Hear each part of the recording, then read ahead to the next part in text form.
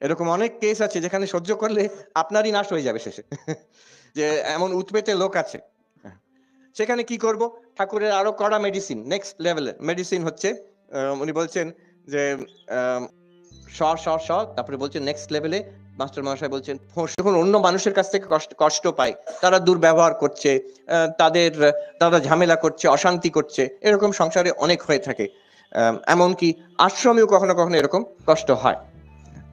তো তার কি, হোয়াট ইজ দ্য সলিউশন? ঠাকুর কি প্র্যাকটিস দিচ্ছেন? Solution first level, three levels.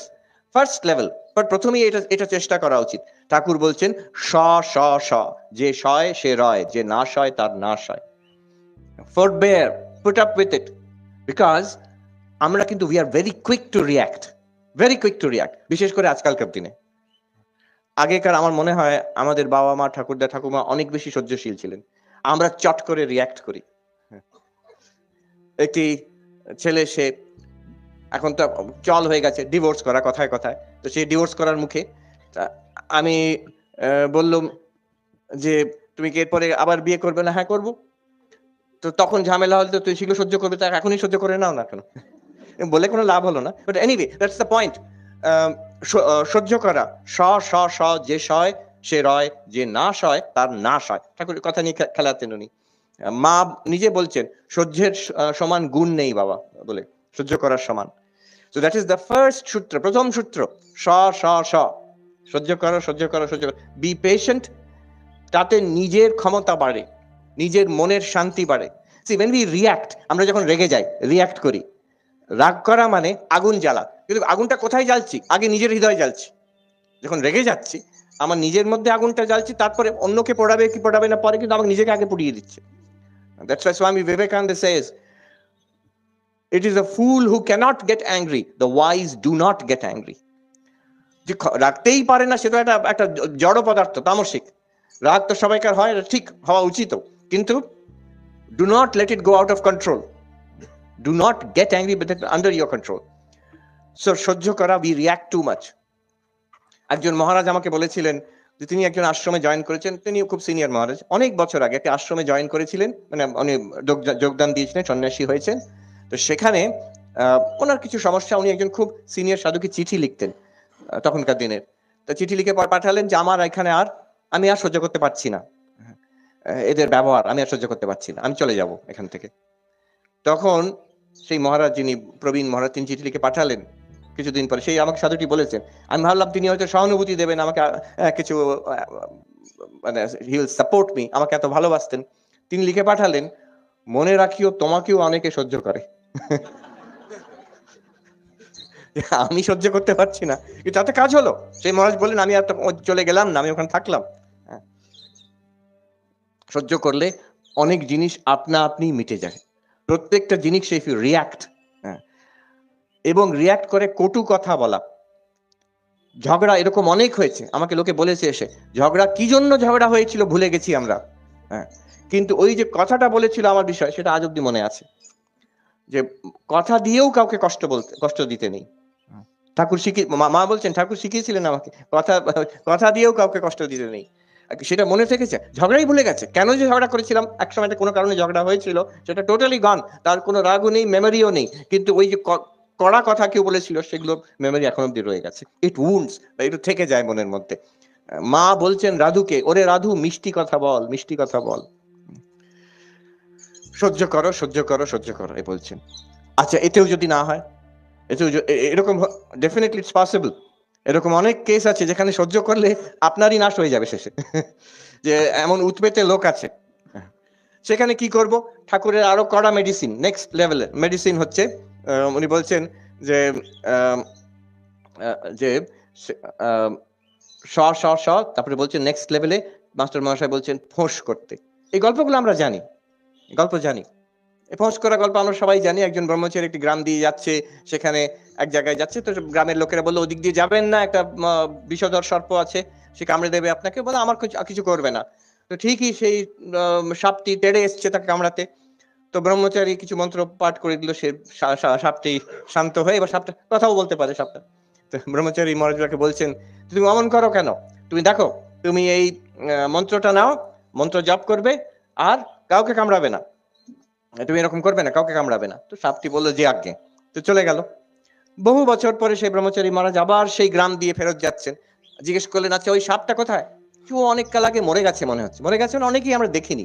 না, মরে যাবে না, আমার যে মন্ত্র দিয়েছি সে সিদ্ধ না হলে সে তো মরবে না, যে নিশ্চয়ই আছে, আমি দেখি। তো গিয়ে খুঁজতে খুঁজতে ডাকতে ডাকতে এক জায়গা থেকে ওই সাপটা বেরিয়ে এলো, ক্ষীণ কায়। সে কোন রকমে কষ্ট করে এসে সে ব্রহ্মচারী পায়ে মাথা রাখলো। তো ব্রহ্মচারী জিজ্ঞেস করছে, কি হয়েছে তোমার? না কিছু নয়, আমি ভালো আছি, খুব আনন্দে আছি, আপনি যেমন বলেছিলেন মন্ত্র জপ করি। তো তোমার এরকম অবস্থা কেন হলো? শরীর ভেঙে গেছে এরকম? না না, আমার সব ঠিক আছে। তুমি মনে করো কেন এরকম হলো? সে অনেক কষ্ট করে মনে করলো, দেখো মন থেকে এত তার হিংসা চলে গেছে, তাকে কেউ কষ্ট দিয়েছে সেটাও ভুলে গেছে সে।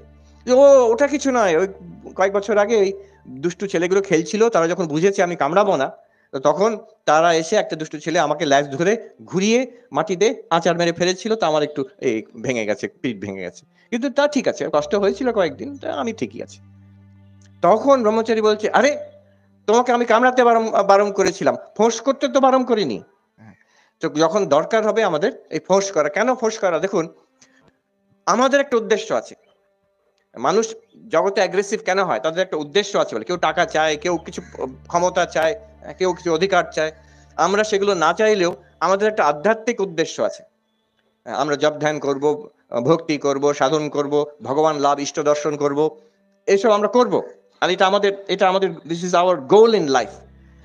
তো এটার জন্য যদি মানুষ এতটাই ডিস্টার্ব করে, মনের মধ্যে খালি সেই গ্লানি, কষ্ট, ইরিটেশন চলছে, সাধনা কি করে হবে? আমরা আধ্যাত্মিক জীবনে এগোবো কি করে? অসম্ভব ব্যাপার। সো ইউ হ্যাভ টু, যেমন অন্যরা নিজের স্বার্থ প্রোটেক্ট করে, রক্ষা করে, আমাদেরও যারা সন্ন্যাসী এবং গৃহী সাধক, যারা সাধক সাধিকা, you have to protect yourself. এটাকে বলে অ্যাসার্টিভনেস। দেখুন দুরকম আছে, অ্যাগ্রেসিভ অ্যান্ড ম্যানিপুলেটিভ। যারা একটু ব্রুট স্ট্রেংথ, অনেক সময় পুরুষরা হয়, চিৎকার চেঁচামেচি করে অ্যাগ্রেসিভলি এগিয়ে যেতে চেষ্টা করে, অন্যদের দাবিয়ে দিয়ে, aggression. This is not good. বিশেষ করে আধ্যাত্মিক জীবনে ভালো নয়, যে কোনো জীবনে, কাজের জীবনেও ভালো নয়, সাংসারিক জীবনেও ভালো নয় অ্যাগ্রেশন। আবার উল্টোটা হচ্ছে ম্যানিপুলেটিভ। অনেক সময় অনেক আছে যারা পলিটিক্স করে, এমনি মিষ্টি, কিন্তু পিঠ পেছনে ক্রিটিসিজম করা, পলিটিক্স করা, চক্রান্ত করা, এইসব করে অনেক রকম করার চেষ্টা করে, ওটাও খারাপ। তাহলে কি করব? neither aggressive nor manipulative but assertive। সোজা কথা বলা, যেটা মনের কথা পরিষ্কারভাবে, ফার্মলি, পোলাইটলি বলা। B assertive. say what you want, say what you mean what you say, এই জিনিসগুলো অ্যাসার্টিভনেস, without being aggressive.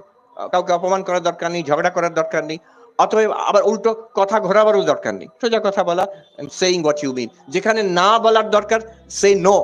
You have the right to say no for everything. কে কি ভাবলো, দ্যাটস সেকেন্ডারি। একটা ভালো উদ্দেশ্যের জন্য টু সে ইউ নো। এই হচ্ছে কলকাতা।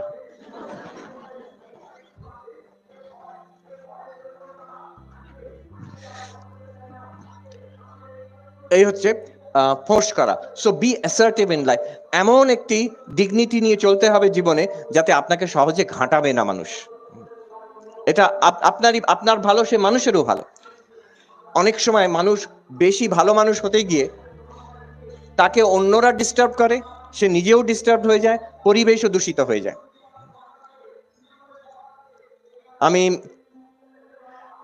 দেখেছি যে হস্টেলে এখন কিছু ছেলে আছে, তারা নিয়ম মেনে ঠিক তাদের নিজের কাজ করছে, পড়াশোনা করছে, রামকৃষ্ণ মিশনে দেখেছি হস্টেলে। আবার কিছু প্রকৃতিতে একটু দুষ্টু দুরন্ত, তারা যদি দেখেন মহারাজ একটু ঢিলে, একটু রিল্যাক্সড, একটু ভালো মানুষ, তারা সুযোগ পেয়ে যায়। এখন তাতে ক্ষতি কিছু নয়, কিন্তু যারা অন্যরা নিয়ম মেনে চলছে তাদের ক্ষতি হয়, তাদের উপরে চাপ পড়ে যায়। তো আমি একবার একটা হস্টেল দেখতাম, তারা এখন যারা সেখানে পড়তো, তারা এখন সব বড় বড় সব দেশ বিদেশে আছে প্রতিষ্ঠিত। তো তারা যেমন ছোট ছেলেরা হয়, ক্লাস 7-এর ছেলে সব। তো সকালবেলা ভোরে মন্দির থেকে এসে, নিয়ম হচ্ছে প্রত্যেক হস্টেলে সব ছেলেরা নিজের ঝাড়ু দিয়ে নিজের যে ধাম বলা হয় হস্টেল, সেটা পরিষ্কার করবে, তার জন্য ডিউটি ঠিক ছিল। তো ওরা জানে এই মানুষটি একটু নরম প্রকৃতির মানুষ, কিছু বলবে না। তো এসেই ওরা আবার বিছানায় শুয়ে পড়লো কম্বল মুড়ি দিয়ে। একদিন কিছু বললেও শুনবে না, জানে মহারাজ কেরম বকবেন না, কি পানিশমেন্ট দেবেন না। তো আমি একদিন ঠিক করলাম, ঠিক আছে, ওদের জন্য শিক্ষা দেওয়ার জন্য আমি নিজেই করবো। যেই দেখছি সব এসে আবার ঘুমিয়ে পড়লো, আমি সঙ্গে সঙ্গে গিয়ে ঝাড়ুটা ধরে আমি ঝাড়ু দিতে আরম্ভ করলাম হস্টেলটাকে। তখন আমি ভাবলাম ওরা লজ্জিত হবে, উদ্বুদ্ধ হবে, ছুটে আসবে। তোর কম্বল থেকে মুখ বার করে দেখছে আমাকে। একজন বেরিয়ে এসে বলছে, ওরে দেখ দেখ, হ্যাঁ এই তো আমাদের চাই, এইরকমই তো চাই আমাদের। সেটা ঠিক নয়। হ্যাঁ, সেখানে অ্যাসার্টিভ হতে হবে, যেটা নিয়ম, যখনকার নিয়ম সেটা তার জন্য যে যা ভাবলো তা ঠিক আছে। That is the second stage. Third লেভেলের গোলমাল এরকম হতে পারে যে এমন মারাত্মক লোক আছে যে ফোর্স করলেও শুনবে না, আপনাকে ব্যস্ত করেই ছাড়বে। তো সেখানে কি করতে হবে? ঠাকুরের তৃতীয় সূত্র আছে। তৃতীয় সূত্র হচ্ছে বাঘ নারায়ণ। সবাইকার মধ্যে নারায়ণ আছেন, কিন্তু বাঘ নারায়ণকে আলিঙ্গন করা চলে না, দূর থেকেই প্রণাম করতে হয়। বাঘকে আলিঙ্গন করলে কি হবে? বাঘ আপনাকে আলিঙ্গন করবে। কাজেই বাঘ নারায়ণ হচ্ছে যে আমি জানি সবাইকার মধ্যে ঈশ্বর আছেন, there is divinity within all beings, কিন্তু I cannot take, আমি সবাইকার সঙ্গে একরকম ব্যবহার করতে পারবো না, কি এক্সপেক্ট করতে পারবো না, উইদাউট এনি অ্যাঙ্গার। কোনো হেট্রেড নেই, অ্যাঙ্গার নেই, বাট আমি মানুষের প্রকৃতিটা বুঝি, অতএব আমাকে একটু নিজেকে দূরে রাখতে হবে যতটা সম্ভব। সবসময় সম্ভব নয়, পরিবারের লোক যদি হয় সেখানেও একটু you have to be little sharp, নিজের কর্তব্য পালন করে এবার নিজেকে অ্যাটলিস্ট সাইকোলজিক্যালি দূরে রাখা। অনেক সময় এটাকে বলে একটা kind of dependence relation, psychologically dependence relationship হয়ে যায়। আমি দেখেছি মহিলা একা আমেরিকাতে, ইন্ডিয়ান, পাঞ্জাবি, তিনি, তার কেউ নেই, কিন্তু তিনি নিজে খুব স্ট্রাগল করে নিজে দাঁড়িয়েছেন। একটি ভাই, তার মেন্টাল ইস্যুস, সে মাঝে মাঝেই গোলমাল করে, পুলিশ ধরে নিয়ে যায়, তিনি আবার ছোটেন তাকে রক্ষা করতে, তিনি যতই তার জন্য করেন তার আবার মাঝে মাঝে গোলমাল হয়ে যায় সব। আমি বললাম যেটুকু করার দূর থেকে করবেন। এই যে বাঘ নারায়ণ, তার সহজে চেঞ্জ হবে না, ইউ হ্যাভ ইউর রেসপন্সিবিলিটি, ওইটুকু করবেন, কিন্তু তার জন্য আপনিও একদম ব্যস্ত হয়ে আপনার সাধারণ ভোজন গেল চুলোয়, এটা ঠিক না। So these are the three levels. মনে রাখতে হবে এবার যে আমাদের সংসারে অনেকটা দুঃখ কষ্ট আসে ফ্রম আদার পিপল, অন্য লোকের কাছ থেকে। How do I deal with that? এটাতে ম্যাক্সিমাম কাজ এটাতে হয়। Number one, forbear, and we are too quick to react in this day and age. Second হচ্ছে যে ফোঁস করা, কামড়াবে না কিন্তু ফোঁস করবে। Maintain such a gravity, such a dignity. Thakur বলছেন মানুষ মানে মান হুঁশ, যার নিজের মানের প্রতি হুঁশ আছে সেই তো মানুষ। মান মানে dignity, of course he meant it in a spiritual sense, but even then, even in একটা সামাজিক দৃষ্টিতেও নিজের ডিগনিটির প্রতি একটা হুঁশ থাকা চাই। অ্যান্ড লাস্ট হচ্ছে ফাইনাল সলিউশন ইজ বাঘ নারায়ণ, দূর থেকে, তুমি ভালো থেকো, but I don't want to have anything to do with you.